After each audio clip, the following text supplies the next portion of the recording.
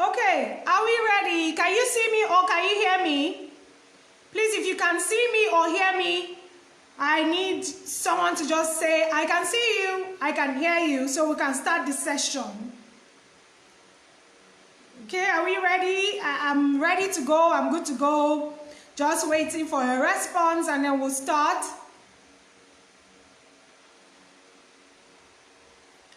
Okay, I'm already seeing some likes. All right, that means somebody can see me and hear me. Okay, so today I want to welcome everybody to this 2020 Educators Summit. All right, okay, thank you, Mr. Ogudikwe, thank you so much. And you can hear me as well, right? Okay, welcome to the Summit, Educators Summit, and I'll be taking you on student-centered learning. The way to go. Thank you, Sukrinita. Thank you. Thank you. All right, student-centered learning, the way to go. The way to go to do what? The theme for this summit is healing our world through education. And this summit is for educators, yes, but I think all stakeholders should also be a part of it. Parents should be a part of this. Government should be a part of this. Thank you, Jonathan. Thank you so much. So we'll just start up. What does student-centered learning mean? What does it mean? From the word, it means to put your students at the center of the learning. Learning is no longer about the teacher. You know, teachers used to take this pride like, yes, I know it all. Anything you want to know about, just come and meet me. But the world has shown us that it's no longer like that. Okay? And so our students have what it takes to be in charge of their learning if the teachers can only allow them. If the teachers can only allow them. So explore with me as we dive into what student-centered learning is all about. I am aware that we are educators here and I know you already have an idea, okay?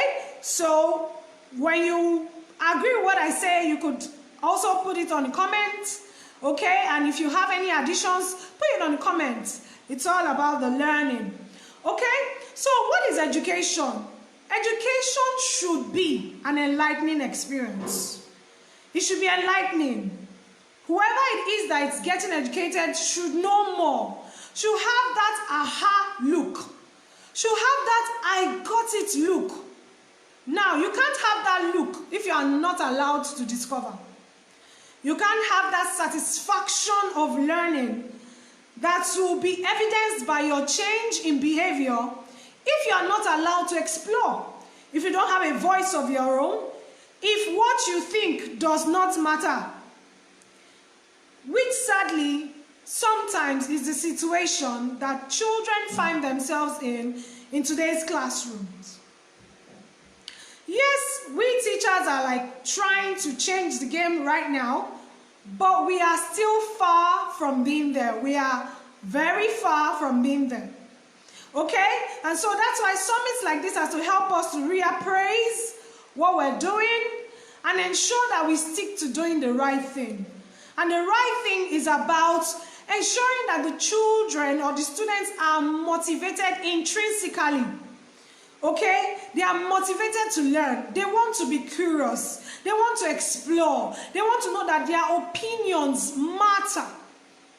They want to learn at their own pace.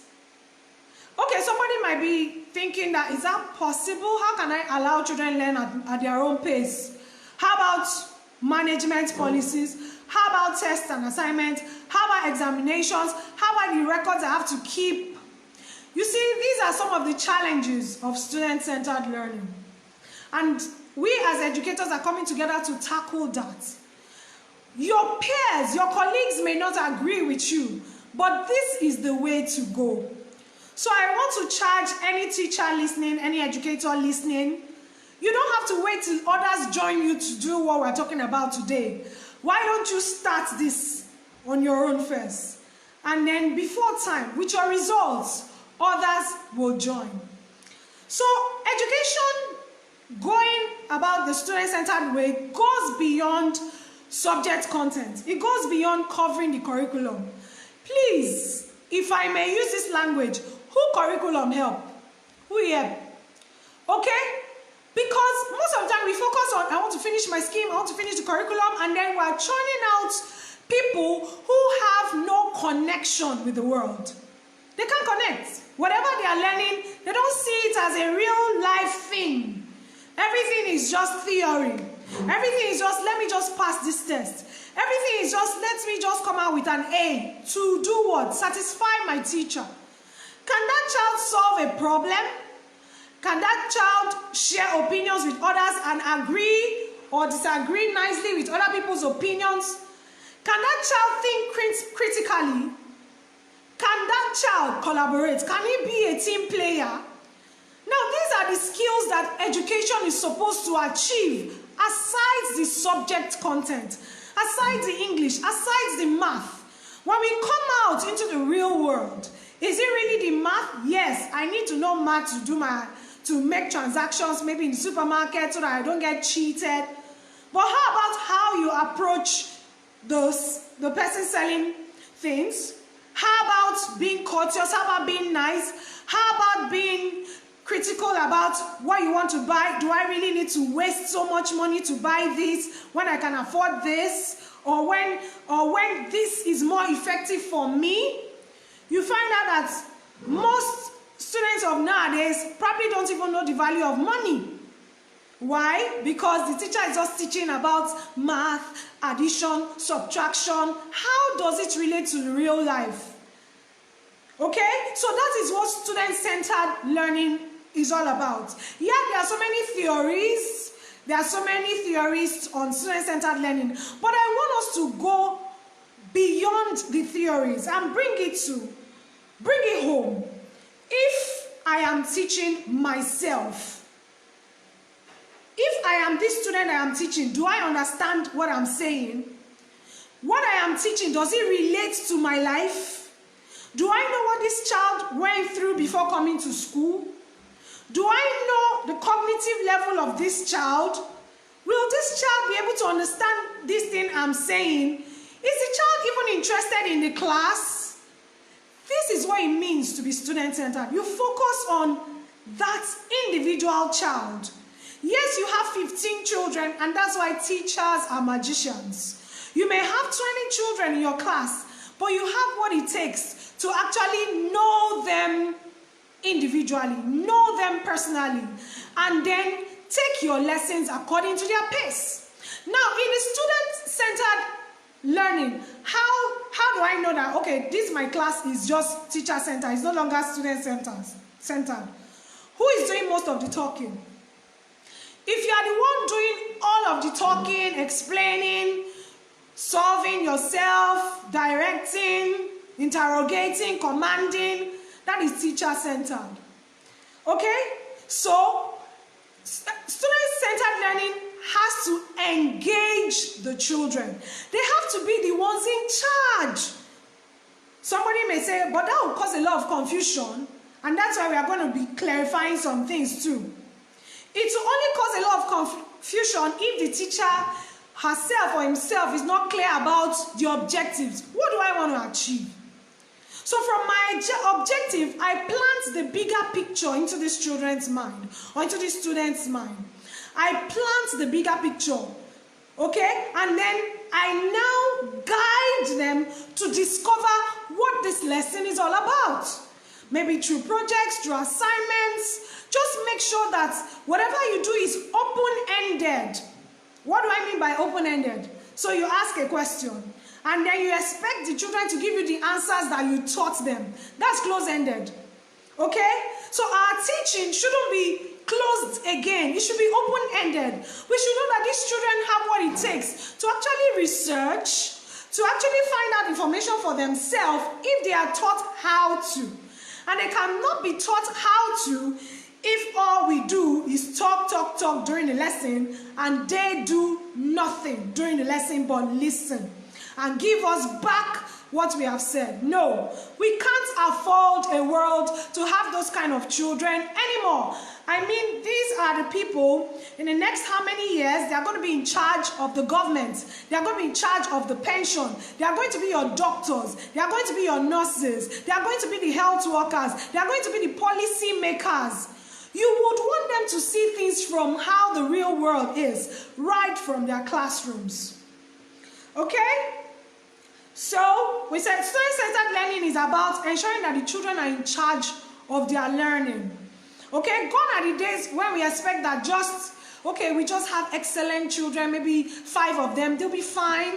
Okay, we'll be fine. If we have 5 doctors and all the others are useless, we are okay. But we can't afford to have children who cannot solve problems.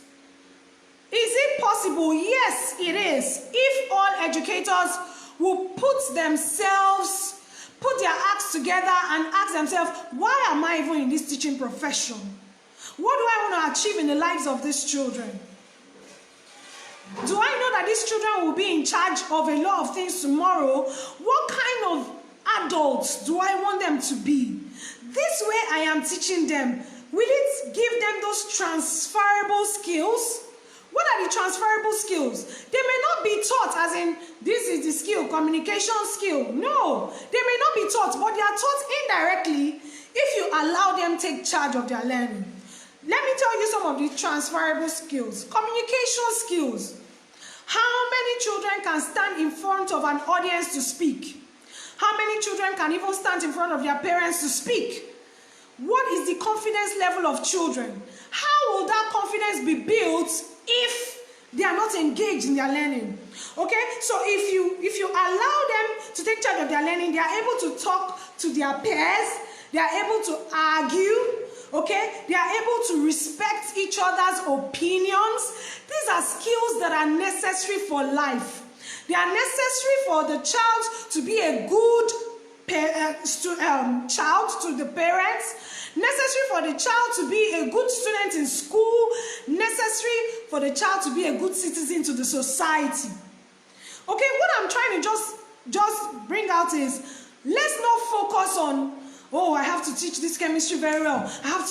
They have to understand these nouns. What other skills can I transfer when they are learning about nouns, when they are learning about pronouns, when they are learning about history?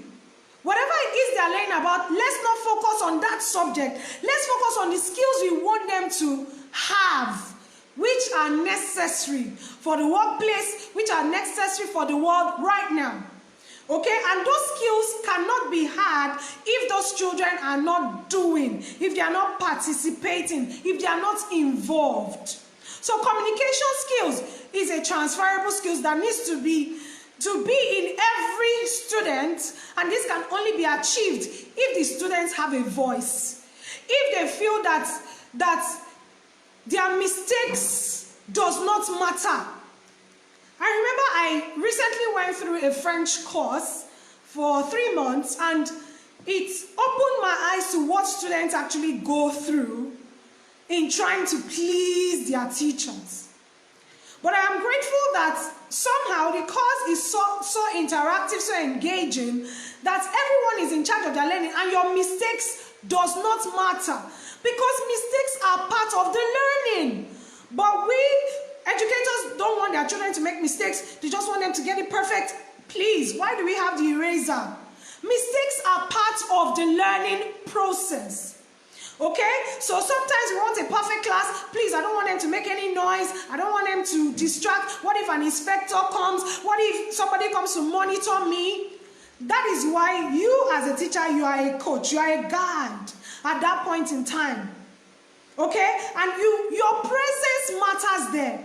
Your presence should be that of scaffolding, support. So you go around checking, so what help do you want? What are you not understanding? You try to guide them to discover that thing for themselves. Don't be in a hurry to just dish out answers for them because time has gone. You know we have to close this lesson. You know I have to give you assignment. You know I have classwork to give you. You know I have to mark your book. You know I have to record the scores. We have to go beyond that. We have to deliberately go beyond that so that these children, we will not fail them. Because if we fail them, we have failed ourselves. When you get old and you are not able to take care of yourself, guess what? It is whatever you have put into these children that they are going to use to treat you. Whatever it is that you have transferred into them at that point in time is not about the chemistry, it's not about the math. It's now about the skills. Can our children adapt to changes? For instance, there is a pandemic right now. We are home, okay? Let me tell you, people don't eat the way they used to eat before. There are a lot of cutting corners with meals. But you will agree with me that some children have never known what it means to go through this. Now, some skills we teach in school will be able to help them cope so that they don't become a burden to their parents even right now. Some parents are trying to homeschool. Some schools are trying to do online classes. The way the children would adapt to these things depends on how they have been taught in school. What other skills have these teachers transferred except this child is good in English, is good in math? How about he respects his peers? How about he listens? How about he can adapt? How about he thinks critically? He doesn't just make any choice that he wants. How about he knows how to manage things? Okay? So, like I said, a simple test if your class is student-centered or teacher-centered is who is doing more of the work. If you are the one doing all the talking, all the writing, all the giving examples, and I'm glad to tell you that at least you can know that your class is teacher-centered and you can shift and say, okay, how do I make these children more involved in the talking, okay, and in the sharing of ideas? Okay? So let's look at some things that can happen when students are responsible for their learning. I would like some of you to also put it down, okay, in the comments. I'm seeing all Monsieur Bello, Olubukola, Fakule, yes, thank you for joining. You can also put your comments on what do you think children will benefit if they are involved in their learning, if they are in charge, if they are motivated by themselves that, look, I want to learn about the stars. Okay, how many stars do we have? Do you think it's something that a teacher can answer? You can't have, you're not the custodian of all knowledge. Why don't you allow these children to discover for themselves? Whatever it is that they discovered for themselves stays with them, and guess what? It makes them more creative and innovative. And it makes them authentic. Okay, so they are not trying to please anybody or compare themselves with someone. They have something to offer. They have discovered something for themselves. Okay, so we've said communication skills. They are able to make connections between ideas when you allow them to take charge of their learning. Okay, as against the teacher just pushing it, shoving it down their throats and ensuring that you regurgitate what I have told you, which is what most of our tests look like, which is what most of our classworks look like. Are there situations where we have low order thinking? Yes. That's why children are not the same. Okay? But we must move them from that low order to the high order. That is the only way they can be problem solvers. That is the only way they will not commit suicide because they are comparing themselves with someone else. That is the only way they can add value to society. That is the only way that they can look out for somebody else's back. That's the only way they will not have millions in their accounts and see other people suffering and do nothing about it. These are the skills that are being transferred when we focus more on how is this student trying to learn as opposed to what I want to teach them. I want to achieve this. At the end of this lesson, I want to be able to, able to know how to solve 1 + 1, and then you do the classwork and I submit and my HODs are clapping for me and my principal is telling me, hey, teacher of the year. Is it about the teacher or the student? Somebody may say, what about me, the teacher? When I get praised, at least I need some, evidence to show that I'm working. Your children are your evidence. The lifestyle they portray when they get home, when they go to religious places, how they treat adults, how they are nice or rude to people, that's your result. That's your result.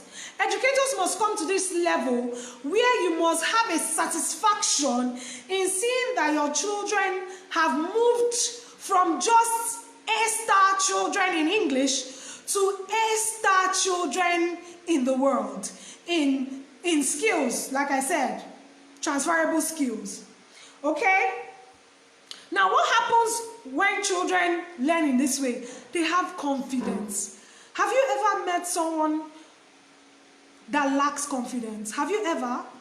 If you have, you'll find out that hope is not in their eyes. They can't aspire, they can't dream. Okay? They live mediocre lives. They rely on everybody to solve their problems. They never believe that they have something to offer. We as educators cannot fail our children to bring up people who are mediocre. We must allow them have their own voice in class.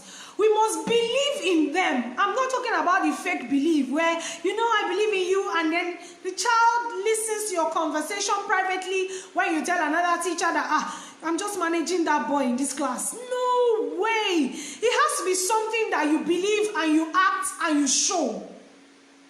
In that class, children must feel safe.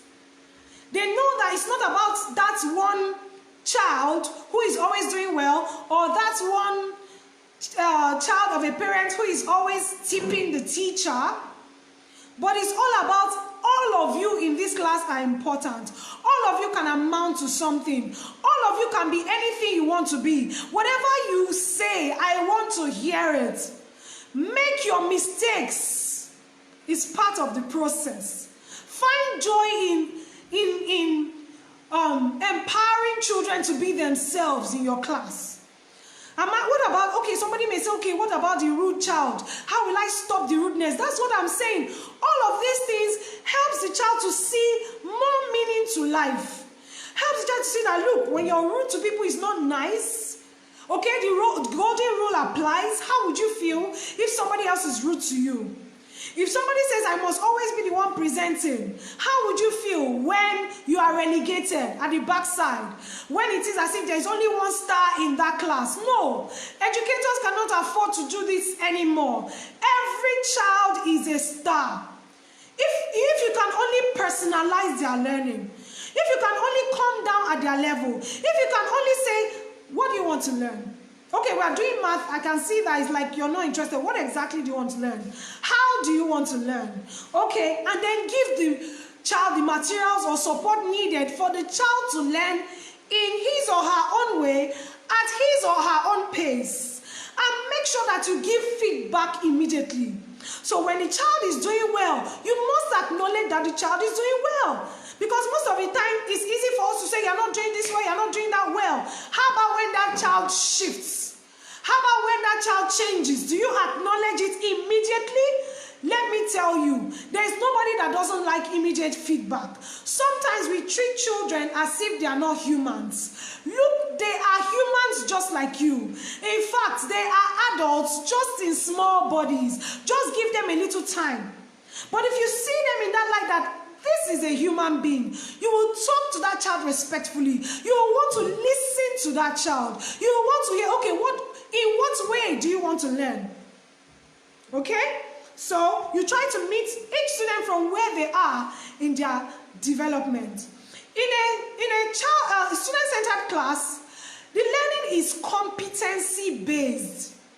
Okay? It's not about curriculum anymore. It's about competence. So if this child, you say, okay, this child knows math. This child can count 1 to 500. Oh, that's what we see a lot. This child can count 1 to 500. Hello.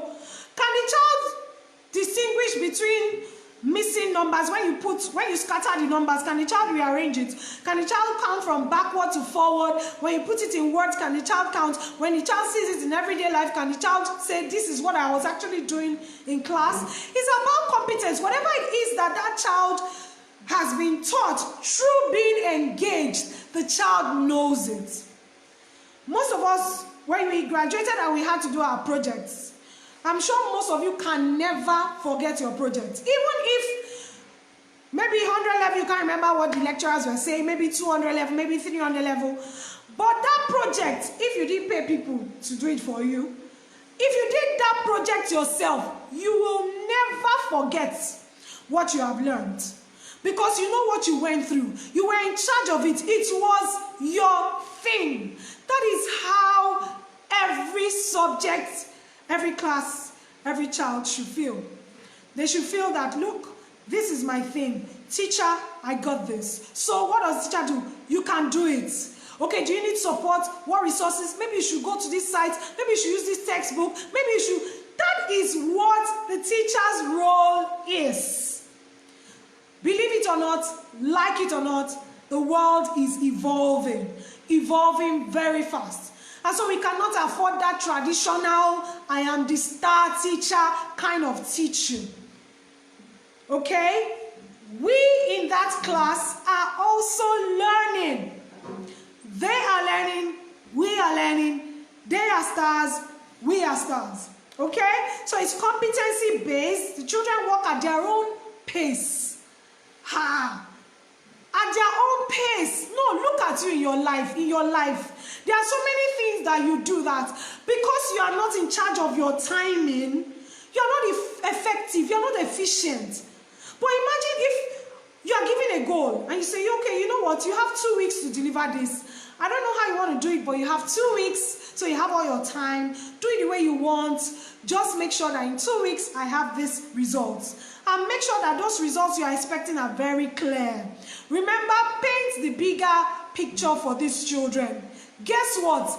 They will do beyond what you want. They will do beyond what you want. If somebody gives you an assignment right now and says, do you know what? Take your time. You just have 3 days or 2 days. Work at your own pace. Look, the person will put in more energy than when you are chaperoning the person all the time. Okay, have you done it? Change it. Go to page 5. Okay, open to do the classwork. Page 3. Okay, go submit. Oh, they're not robots. They're humans. They have feelings. They can be tired. They may not know it. It's not a crime. Teachers should make children know that these things are not wrong. They are the normal learning process. Help them learn at their own pace. Okay? This will help you as a teacher to be able to respond to their needs individually. Our needs are different. If you ask me to make a personal meal plan for myself, I'm not expecting to have the food in another person's plan in mind. I know what my body wants. I know how I react to things. Okay? I know what happens when I take a lot of sugar, when I take too much chocolate. I know what it does to me. So my meal plan cannot be the same with somebody else. I'm sure some of you have seen some people, they take a lot of sweet, sugary things, and yet they are not fat. Imagine if somebody decides to follow that path. Okay? This is what we mistakenly do for children sometimes. We give them our meal plan. We give them our targets. This is chemistry. This is English. This is what I want you to achieve. That I want to achieve for myself. No. Okay? Personalize their meal plans. Personalize their learning. Let them be in charge of it. Okay? It brings out innovative children. It brings out problem-solving children. It brings out empathetic children because they know what it means to go through this kind of thing. They know what it means to plan a project. They know what it means to get resources. They know what it means to go onto the internet and research. By so doing, you are increasing their digital literacy skills, which are very key in this century that we are in. And we can't run away from it. We are having a Facebook Live session. Who thought that would be possible probably some decades ago? Imagine churning out children who have no idea about how to use the computer, no idea about how to search out things on the internet. Yes, I get, we have our fears. What if they go here? What if they go here? And that is why we are there as a guide. To ensure that, look, there are some places you don't go on the internet because make them to know why.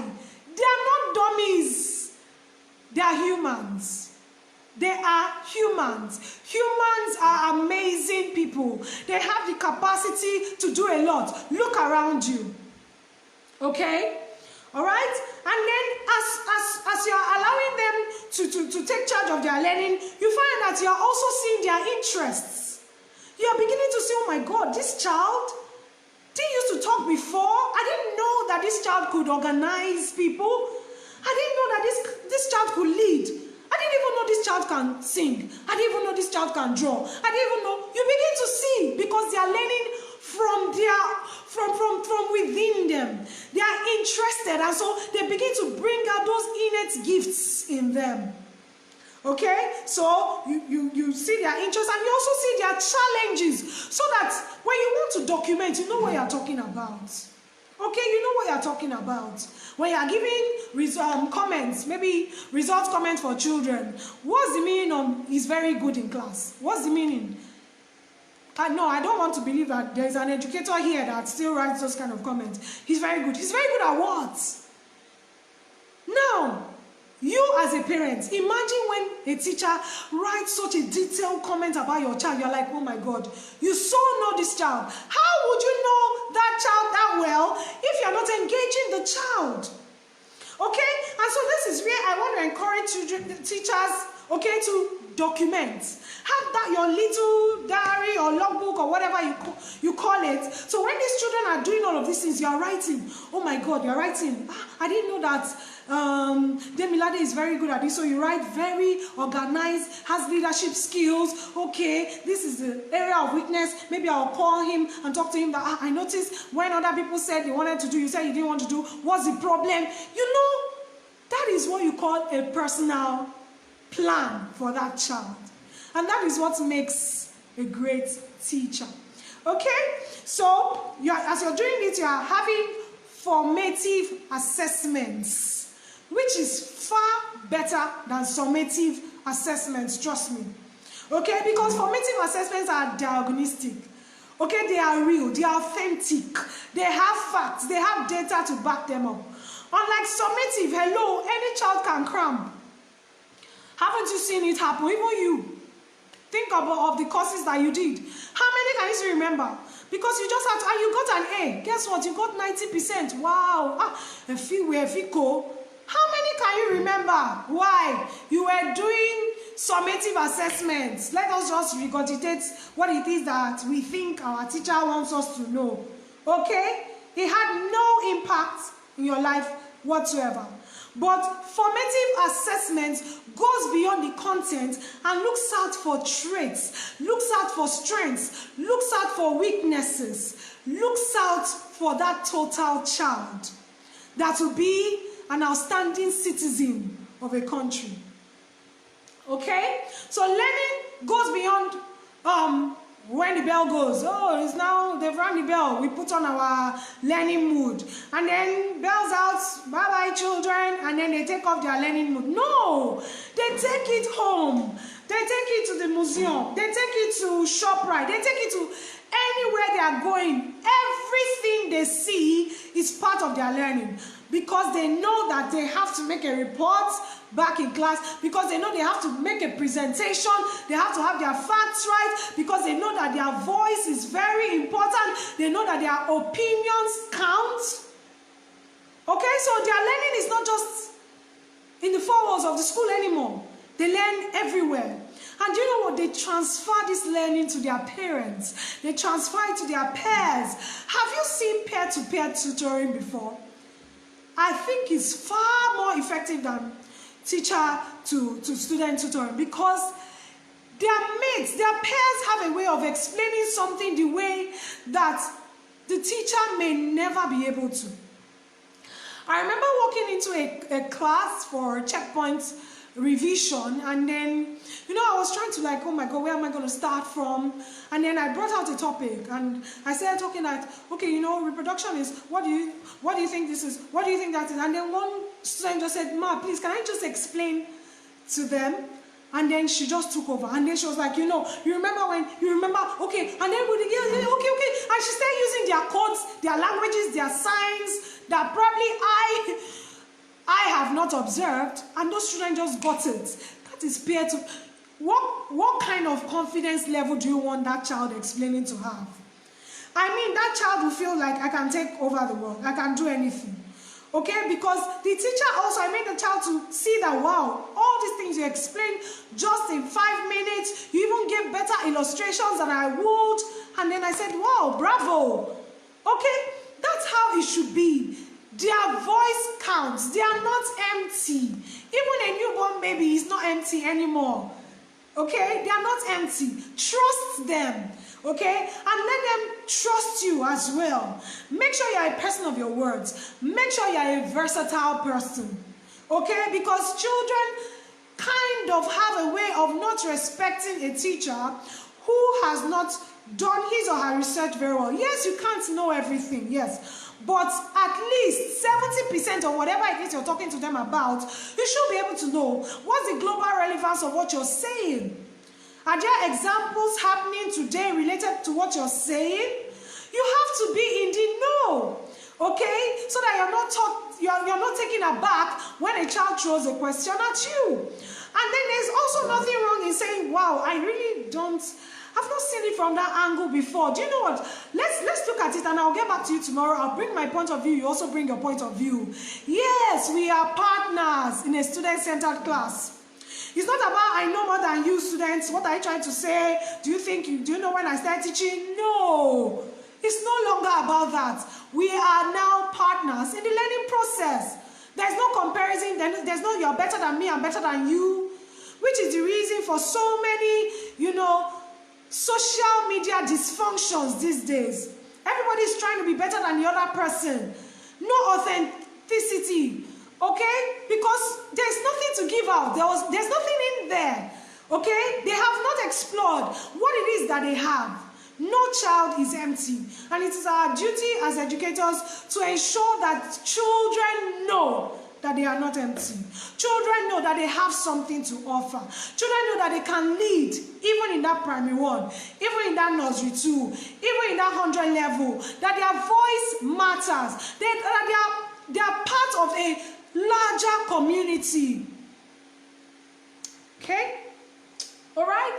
So it goes beyond the class, and then you are able to allow the children to make discoveries from themselves because they know they're going to bring it back to the class. And this means that the teacher also must be accessible. Okay? You can't afford to let down their trust in you at that point in time. You must be accessible. Okay? You may not always have all the time, okay, but let them know that what you said, I really appreciate it, I respect it, I'm going to write it down, and then we are going to discuss it. Can we discuss it like tomorrow, break time? Can we put an alarm for yourself so that you remember? That thing has a way of reinforcing something. My teacher thinks I am important. My teacher actually respects my opinion. My teacher actually thinks what I have to say counts. All right? And then it also helps students to take ownership of their learning. They are in charge. I'm the owner. Okay? They are in charge of their learning. But teachers have to play a role in ensuring that children take ownership of their learning. We have said some things before, but I'm just going to reiterate some things. Okay? You give open-ended assignments. Open-ended means that you are not expecting a particular answer. Okay, so that one child does not feel, what if this is not the answer that I'm supposed to give? What if this is the wrong answer? What if she fails me? There's nothing like that in an open-ended assignment. Okay, just go and find out for yourself. Do the research. And please check. When a child submits somebody else's research, you should be able to know. That's where that's the work that we have to do. In giving that feedback, I know this is plagiarized. If you have to say what somebody else has said, you have to, indicate what source did you get it from. You see, we are teaching them skills that are very important so that they don't get sued in future for taking the credit for another person's work.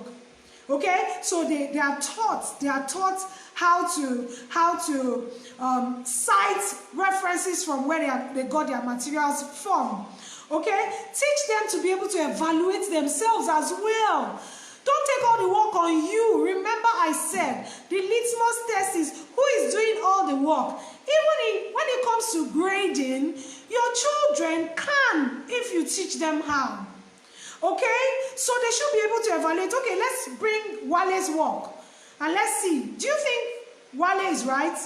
What do you think? And then they begin to give you, oh no, I think he's not right because something. They are able to give evaluations of each other's work.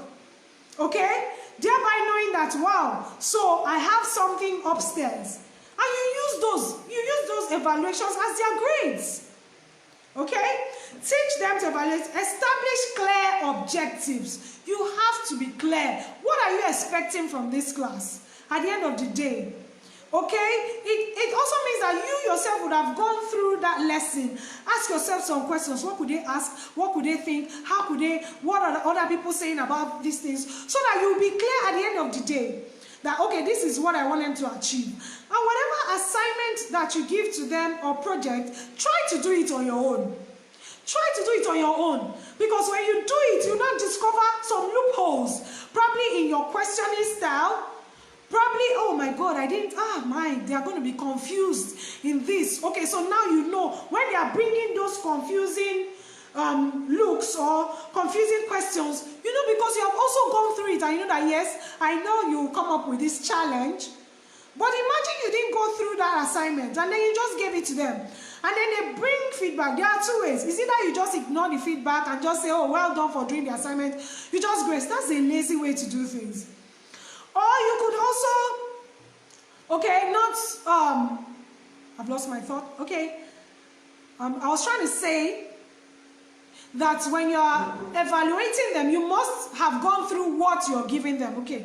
You must have gone through what you are giving them. So, because you have gone through it, when you are assessing them, you appreciate that they went through that mistake. Because you know that that mistake didn't come from them, it came from you. It came from how you put the question. And then so when you guys are discussing, and then all of them are like, but there was something about the question that wasn't really clear. You'll be like, yes, because even when I went through it, I saw that I also made that mistake. And then you guys laugh about it because you are partners. You don't make a mistake and not acknowledge it. Gone are those days. Who are you not to make a mistake? Who are you? Okay? So, but when the children see that, wow, she acknowledged her wrong, wow. They see that there's nothing wrong in saying I'm wrong. You see how it is that I'm sorry becomes very easy to say. There's no pride. I can't say I'm sorry because when I say I'm sorry, they will now think I'm weak. No. When you are sorry, it's a sign of strength. When you acknowledge your mistake, it's a sign of strength. That is what educating children is about. Okay? So you're also able to give them instant feedback because it helps. When you want them to take ownership of their class, of their learning, they have to know, am I doing it well? It's frustrating when you're just doing something and you really don't know, am I doing it right or wrong or not? Okay, you're not making headway, you're confused. So we need that feedback. Wow, you're doing well. Wow, you're doing well. Okay, maybe you should do this. Okay, take it from this angle. Okay, look at it from this angle. But imagine if that feedback is not there. Okay, they could just block off and say, you know what? Nobody even cares about what I'm doing. Why am I even stressing myself? I'm doing research. I'm trying to make a PowerPoint presentation. I'm going about asking my neighbors, please, how many of you use this kind of this in your house? Meanwhile, there's nobody to say, oh, you're doing great, or oh, you missed a step here. Okay, so they need that feedback consistently. And then you must be able to connect whatever ideas that they have gotten, you must be able to connect it to skills. You must be able to connect their ideas and skills to the real world. To make them know that we're not just doing this thing because you need this course, but we're doing this because you can actually change something about the educational sector. You can actually change something in the agricultural sector. You can actually change something in the technological sector. You can actually change something about how everybody is doing things right now. Okay? So what could be the challenges?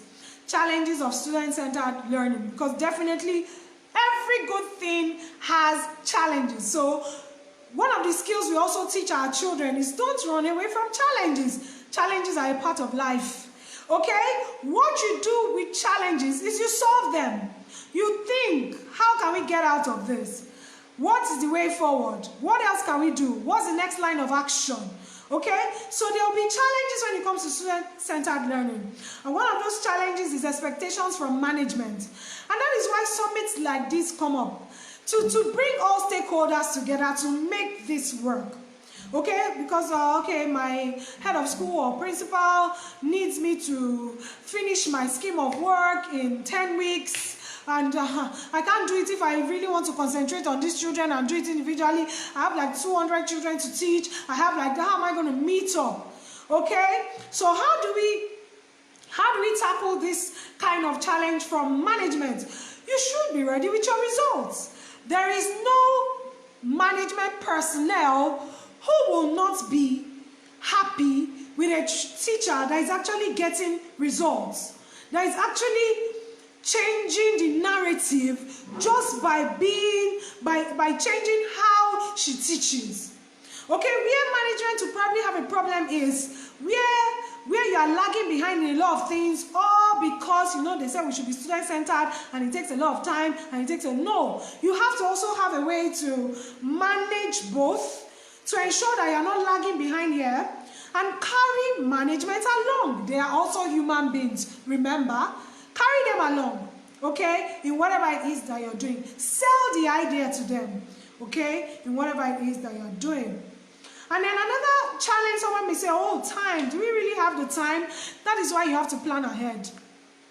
You can never achieve an effective student-centered learning if you know nothing about what that lesson is about.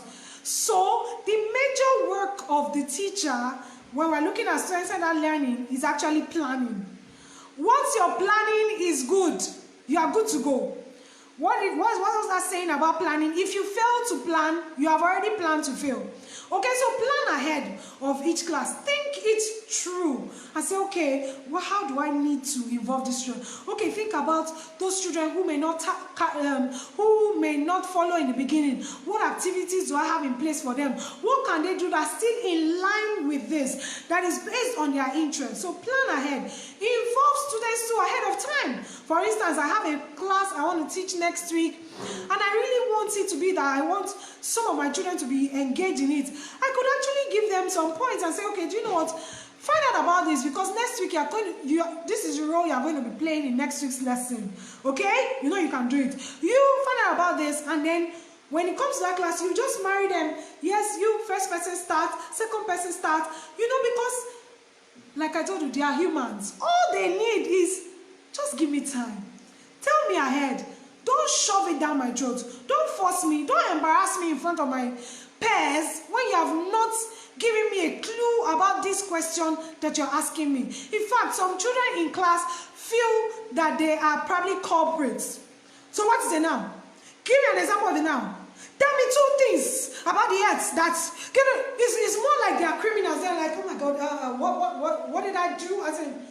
But imagine when that child is well equipped, and then you ask, tell me about it now. Tell me how proud that child will be to explain what he or she has discovered, boosting his or her confidence, making him to know he has a voice, making him to know that his opinion counts because he's ready.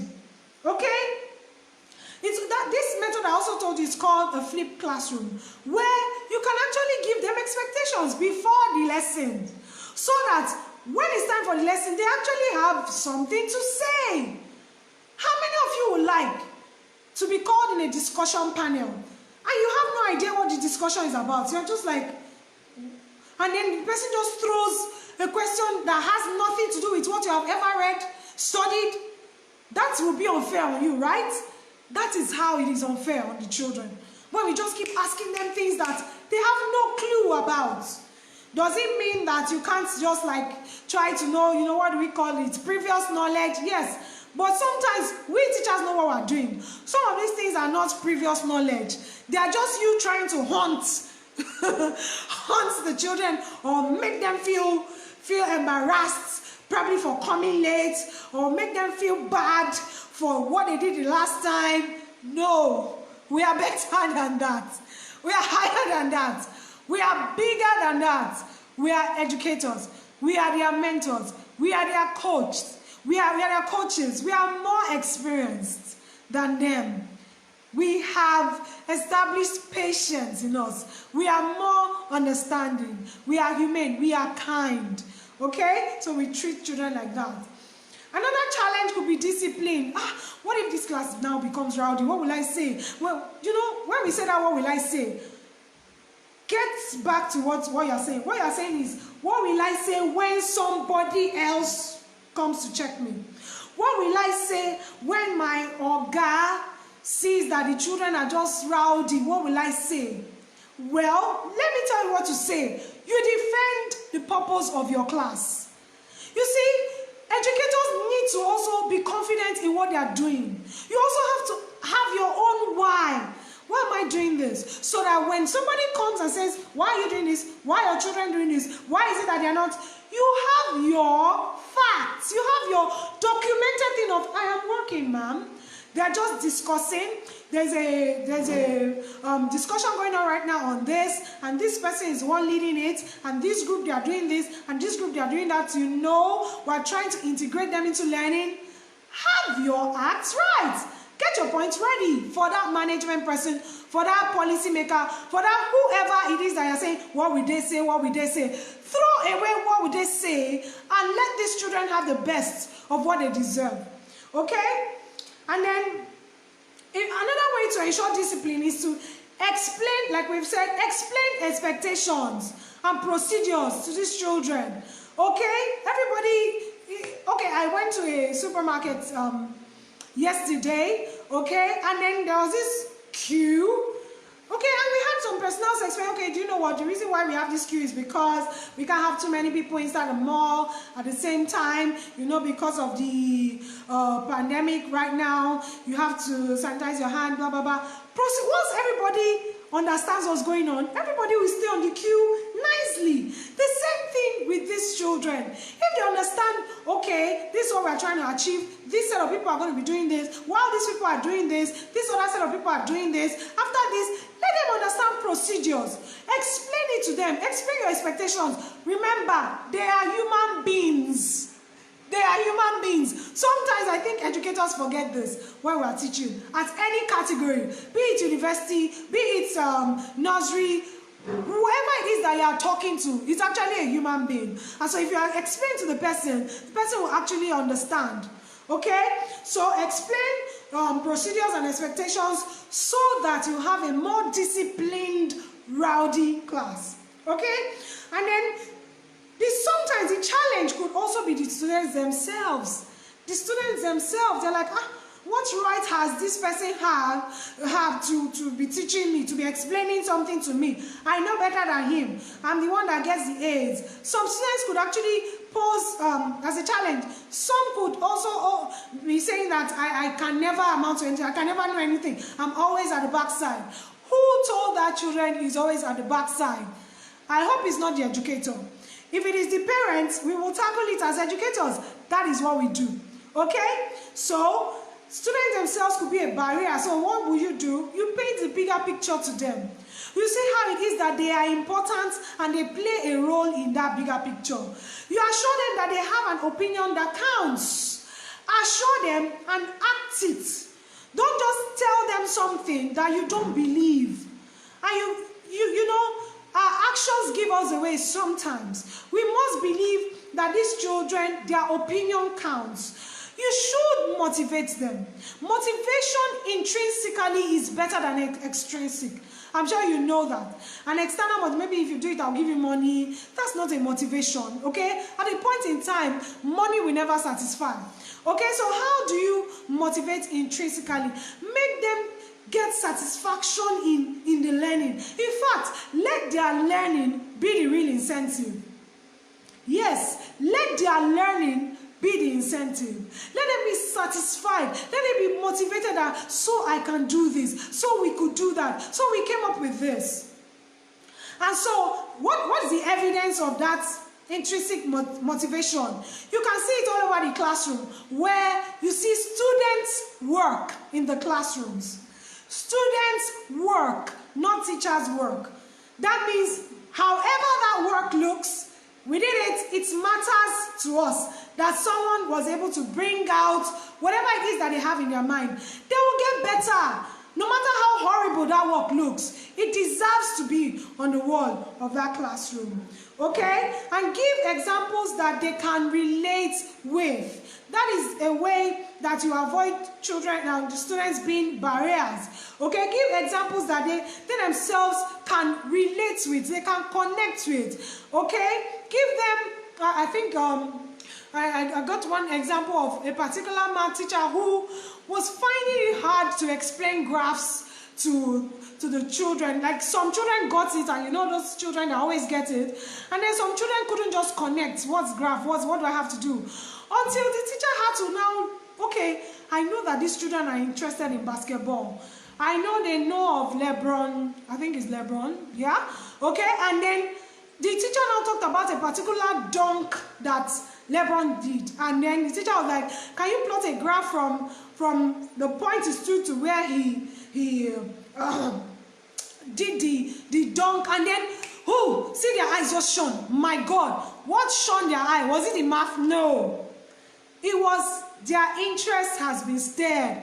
It was basketball. But how do you know your children are interested in basketball or music or art if you are not observing?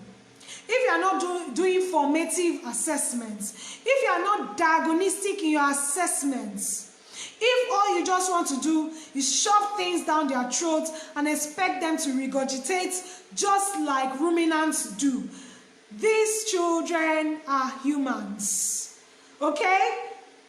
Okay? They are humans. Don't worry, they'll be fine. Do your role, play your role, let them be involved, let them make their mistakes, let them explore, let them learn. You have learnt yours, let them learn their own, let them be in charge, give them the steering wheel. Just be there as a coach. Imagine somebody learning how to drive, and then the person is never at the steering wheel. Only the instructor is always at the steering wheel. When will that person learn how to drive? But how do you know a learner? When you see a learner that is just, learning how to drive, you see that there is a coach beside. There is a coach beside, but who is holding the steering? The learner. Same thing with our children. Let them hold the steering. Let us come from their angle. Let us see from their point of view. Let us help them. Let us scaffold for them. Let us guide them to the right resources. Let us guide them to the right personnel. Let us exemplify the skills that we want to transfer into them. Let us help them see the bigger picture. Because remember, they are not the future of tomorrow. They are now. They are now. There's nothing like tomorrow. Yes, there's nothing like tomorrow. The future is now. The future is now. Because that parent needs a good child now. The person does not need a good child tomorrow. Okay? That parent needs an obedient child now, not tomorrow. Okay? That community needs a respectful child now, not tomorrow. That community needs a child that understands other people's point of view now, not tomorrow. It is our duty as educators not to fail the world. It is our duty to allow them have the will. Thank you very much. I think I can take comments now. If you have any questions, I think I can take comments now. I can take comments now. I've exceeded my time by 4 minutes. Okay, do we have comments? Do we have any comments? Because we've come to the end of the class, the session. Thank you very much for listening. Thank you, educators. Thank you, Brainy Care, for organizing this. Thank you, everybody, for coming on board. Soji Lawal, I can see you. Eniola, thank you so much for having me. Thank you all, and have a great day.